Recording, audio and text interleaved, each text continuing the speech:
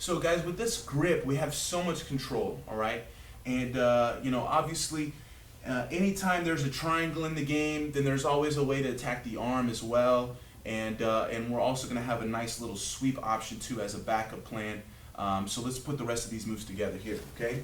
So remember, once again, we're being aggressive from our closed guard, okay? Breaking down the posture. Maybe we're working for this Braulio control here, and he's able to circle his head. So then we transfer this into the grip behind the arm, all right? Now, we, you know, he can feel how aggressive we want to be. He starts to lock up a little bit. So we use the sweep as a way to open things up. As he starts to posture, I go for the kick. Now, you know, many times you're going to be able to catch this triangle. The only chance is that maybe he sucked his arm in and caught my leg before I could get all the way over his shoulder, okay? So we end up with our foot kind of stuck on this hip. But look at this angle that I have, all right? So what I'm going to do is I'm going to bring my other foot to his hip as well, and I'm going to let go of his pants, and immediately I'm going to start to fight for his hand, okay? Which is a concept that I know you guys are going to be familiar with because I've seen Professor Braulio teaching, and he talks so much about the leverage that we get controlling the hand over the wrist, okay? So I know you guys are going to be familiar with this. I don't want to grab his wrist, all right? I'm going to have so much more control if I reach over and get at his hand, all right? And what I'm going to start to do is I'm going to pull this out, feeling the hyperextension of his elbow against my hip,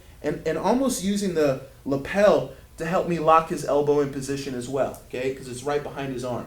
And now I can start to find the manipulation of his elbow right here, okay? Now the one thing that I don't have control of that much is his posture, all right? So either I'm gonna catch this here really fast, or he's gonna start to turn his head to take away the angle. As he turns his head, then I can let this leg go, kick up into his shoulder, and now start to build into more of a traditional normal armbar, okay?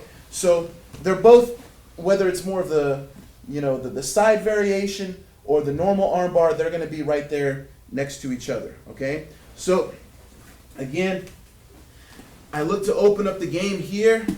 I start to shoot the triangle. He sees it coming. He catches my leg before I can shoot over his shoulder, okay? So now this foot goes to the hip, and I start to reach over on my shoulder, look for this hand, and look to manipulate the elbow against my hip. If he turns before I can finish him, just let that leg go. You see how I extend my leg? Now I bite in his armpit and his back. From here I can block his head and bring my leg over and now attack the traditional armbar, okay?